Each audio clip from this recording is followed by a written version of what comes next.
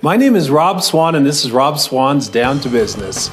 I am the owner of Swan Realty, and I have been an entrepreneur my entire life. I love entrepreneurs.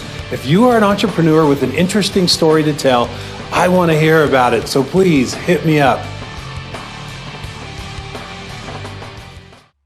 Hi guys, this is Rob Swan with Rob Swan's Down to Business. I am here today with Gayle Weisfield. She is an award-winning Western landscape artist, but she's a whole lot more than that. And I didn't find that out until I talked to her the other day, and I became very fascinated with her story. She's an entrepreneur, she's a business owner. She does so many things. So anyway, Gayle, welcome. Or I guess you welcomed me into your home. I'm in Gayle's studio here, and it's just full of beautiful art here, so thank you for having me. Well, with that attitude, you can stay.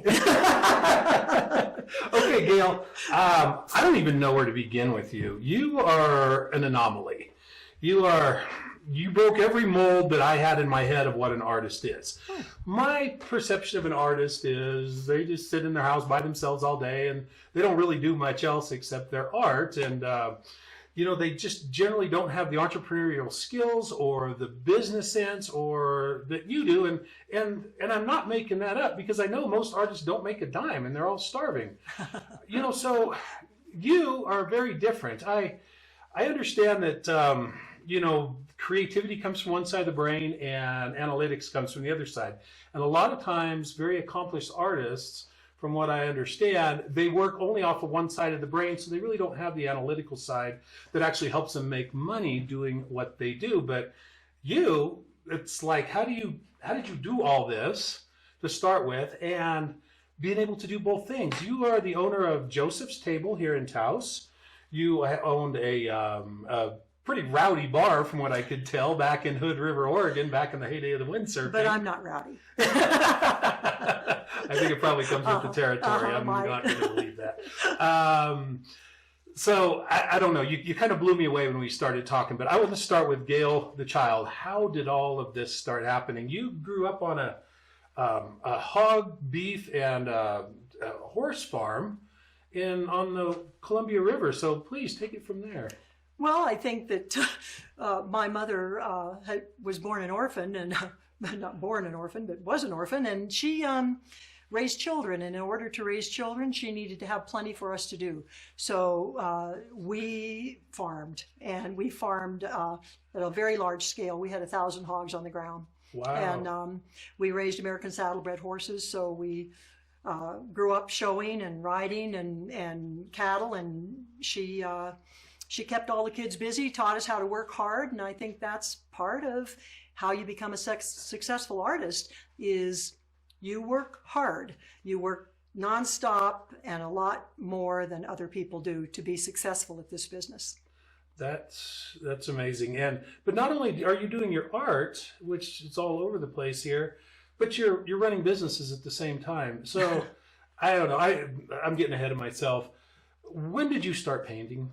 Well, I was a dyslexic child, and so I had a teacher brought watercolors to my school, and I probably painted as well then as I do now. I was just born able to paint, and it's because I believe in watercolor, we paint in the reverse. We leave our whites and work towards the darks. In all other mediums, you start with your dark and finish with your white. So I've always done everything kind of backwards or different than anybody else. Yeah, and it's worked out well for me. A lot of times people are born with things that may hold them back. Dyslexia, for one.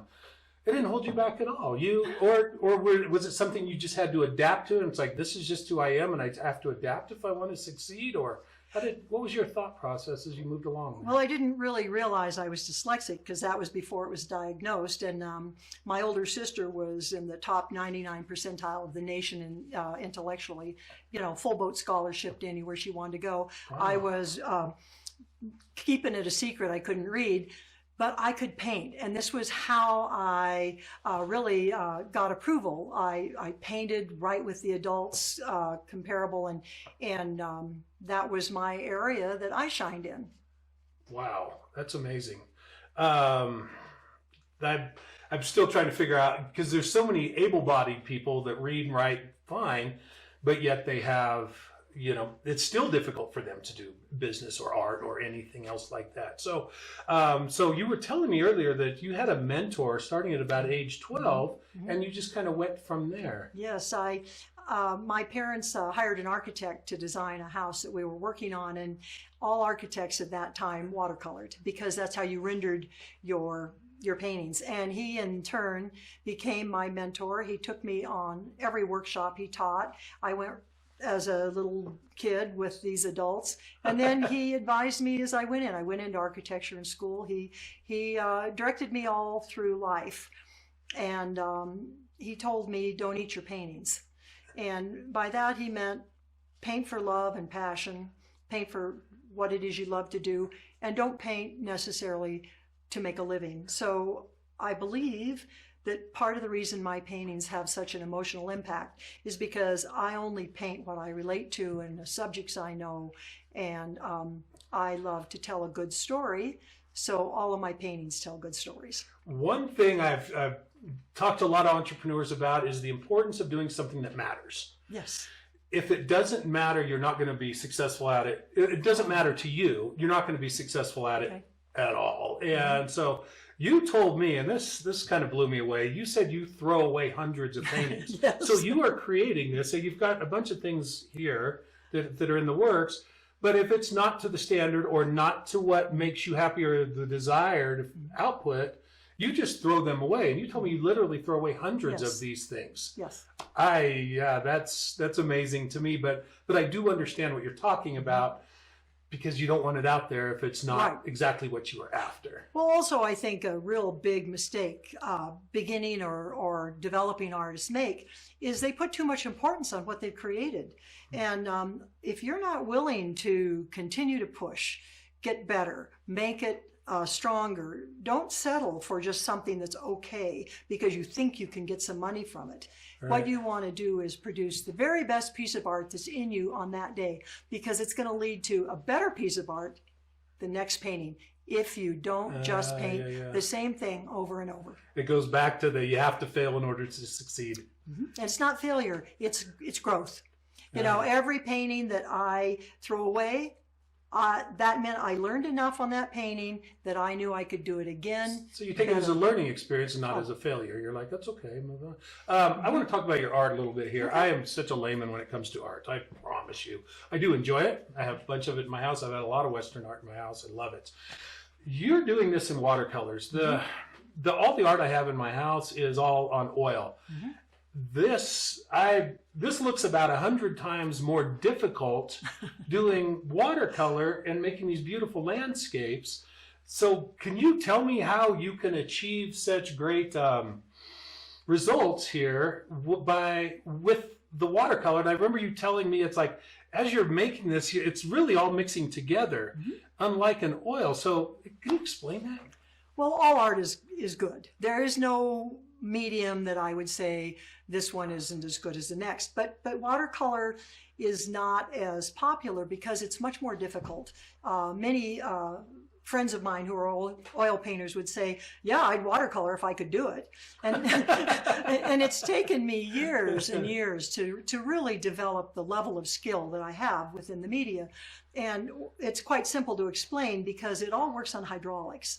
You float a even layer of moisture over your piece of paper, and then you charge into that different pigments that have different viscosities. Some drop through that tiny thin layer of water and settle in the pits in the painting or in the paper. Some float on the top, and so you're actually layering different pigments in the water over top of each other to achieve the colors you're trying to reach. You're explaining science. It is science. And art and science aren't always the same thing, but you were explaining in order to get the results, there's a lot of science behind that because of the molecular size of the paintings and the colors. Wow. And you know, to really understand how to paint in watercolor, you really have to understand the pigments and the surfaces that you're working on and how each piece is different. In watercolor, the temperature in the room changes the color on your paper, the way you feel that day, how much coffee you had, the speed that your hand moves, your music. I have music that's called fixers. When I get a painting that's going into the weeds, I run and get my music that I set up that's going to fix that painting. And so you're having to fix yourself first before you can fix the... Totally. And your personality, your feeling goes into that painting and it reflects back. And I feel this obligation. When I produce a painting, I don't want to just produce something to sell you. I send home with you an emotion. And when you hang that painting in your house, I want you to look at it and it make you feel good. I want it to respond to you, and I want you to grow with it. Every time you look at that painting, the rest of your life, I want you to find new things, discover the mystery. Look for your own path within a piece that I gave you to start with. You're talking to somebody with zero artistic ability. But you like art. I do. Okay, that's all. If you didn't have zero artistic ability, I'd be starving to death.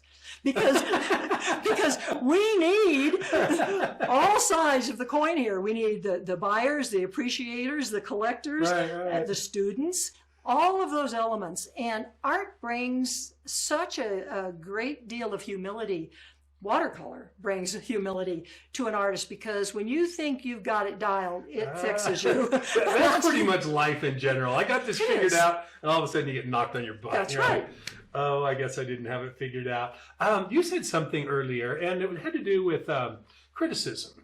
And you were talking about how that you really have to have thick skin to do this. So tell me what you mean by that.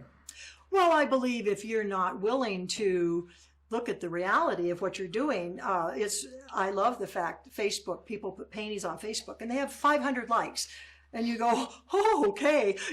And because people are afraid to be honest with you as to how you relate to it. You need criticism to grow. Okay. Criticism is not a negative thing.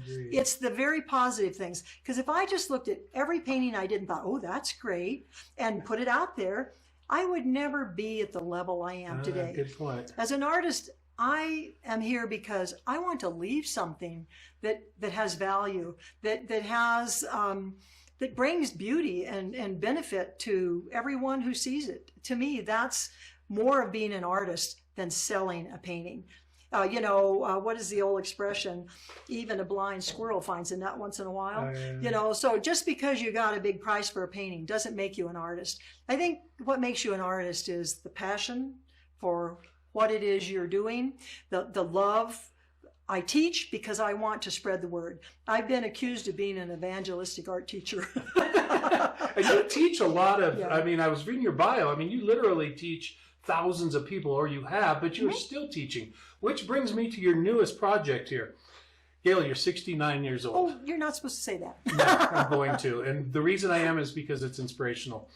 Most people at 69 years old are starting to wind down their careers and whatever that happened to be, and they're starting to divest of assets.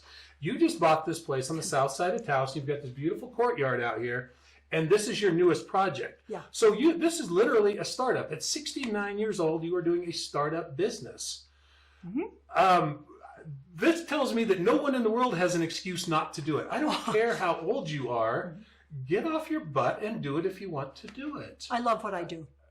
Everything, and you realize a startup project on renovating historic adobes and creating courtyards and sculpture gardens and all those things, it's all artistic, it's all creative.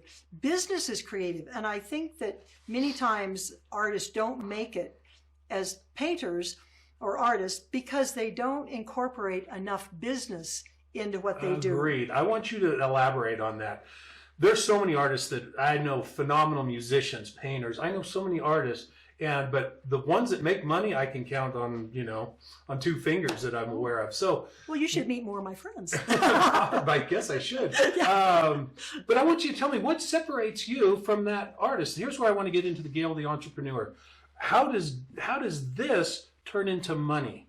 What advice could you give some artist? He's like, oh my God, I'm actually really good at this. I can't make a dime. Can we help him or her? Firstly, you don't go into art because you want to be rich.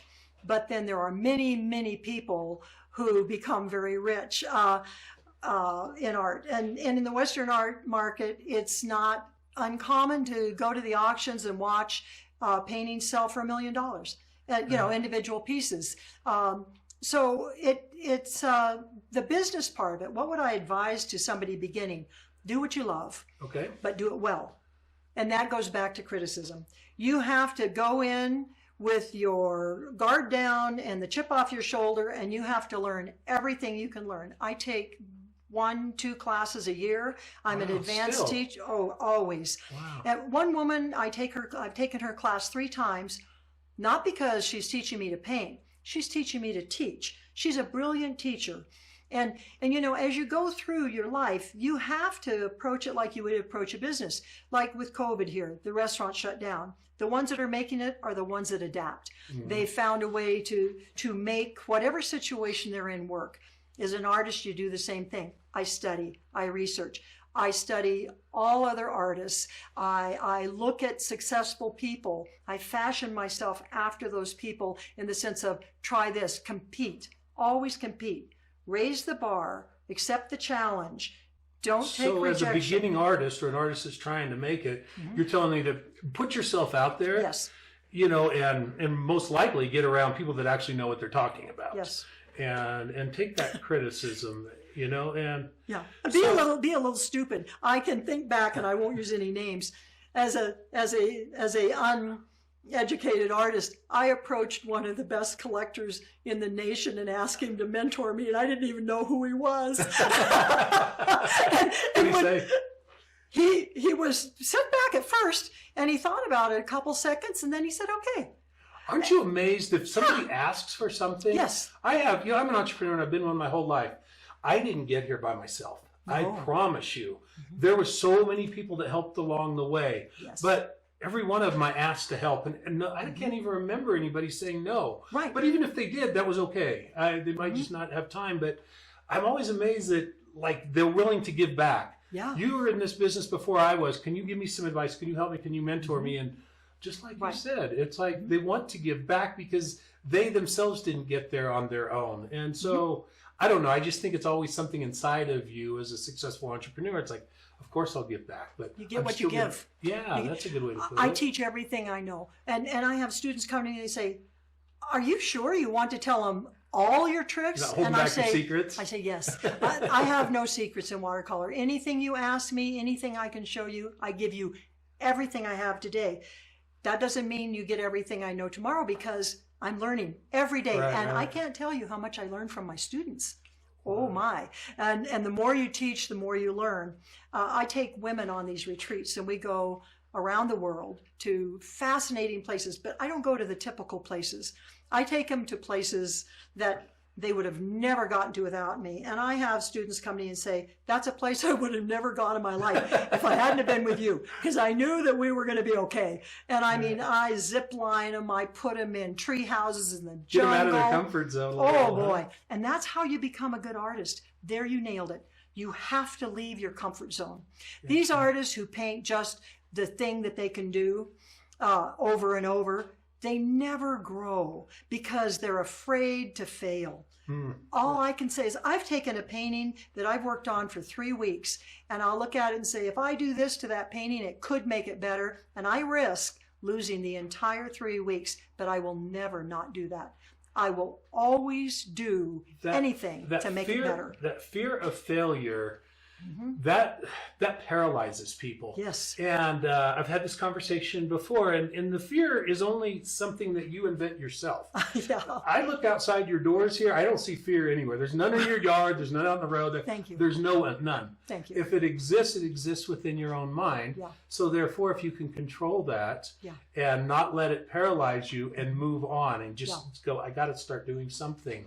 All the things I do in my life are because I'm fearless. And I have people say to me, oh my gosh, I can't believe you did this. I can't believe you did that. And it's like, I've never, ever had a single bad thing happen to me. And if it was something that I wished hadn't happened, doesn't mean it was bad. No. You learn and grow from it. You know, I went out and got on a donkey with a Bedouin man I'd never met before in my life and rode 2.5 hours into the desert to meet an uncle that lived in a cave house. And it's like, when people found out what I did, they couldn't believe it. My sister says, just don't tell me. I don't want to hear about it. You know, and you can't be paralyzed by fear. No. And when you're not afraid, you grow. Exactly. You have to push through and do things that challenge you. And the whole point of watercolor, it's the most challenging method of painting. And that's why I come to work in the morning and it is like going to the lollipop shop. I am so excited to get here. I can't get here soon enough. I can't stay late enough. It's so exciting. Every day. And you're 69 years old. And I painted my whole life. Yeah, and you're still excited. Yes. But now, I'm going to go back to just Gayle the entrepreneur. Paintings, restaurants, bars. You have a patent also. You invented a piece of equipment, for no better terms, that it basically stretches the paper so you can paint on it. Yeah. And you have a patent on that. So once again, you've broken every mold or every preconception that I had in my mind of what an artist is. So Gayle, I'm going to wrap this up, but my God, I don't even know what else to say. I'm excited about your new project out here. I can't wait till you get this going. Yeah. I'm assuming you're going to bring groups in here, Yes. and you're going to have probably some food and music and art, and Absolutely. I can just picture this whole thing. So how can people get a hold of you? Do you have a website? Yeah, I do. I have a website and on Facebook. What is it? It's my name, weisfield.gayle@gmail.com. That's your email address. What's your website? Oh, anything that's got my name. Gayle Weisfield. I come up all over the place. I mean, I couldn't keep any secrets, but Gayle Weisfield will bring up. Okay, because I have a long history of, being on the internet. So, yeah, I have a nice website that I usually am keeping it updated a lot better now that I have an assistant. So if I were to go back to what makes a painter successful, I would say, stick your neck out. Believe in yourself. Don't hold back and hope and wait till you get there. Just at some point, you got to jump in. Roll a dice. You can't sit on the sidelines forever. Don't ask how deep it is. I've always said when I die, I hope that my tombstone says she was on a motorcycle in the Himalayas somewhere and went over a cliff, but it looked like she was accelerating. And that's how I think you should That is life. exactly how I'm going to leave this. Gayle, thank you so much. Bob, it's so nice to meet you. Fantastic meeting you, and I'm looking forward to everything. So anyway, now you guys know how to find her. I definitely recommend, if you're ever around, introduce yourself to Gayle. She's fantastic. But anyway, we'll see you on the next episode, and thank you for being here. Thanks.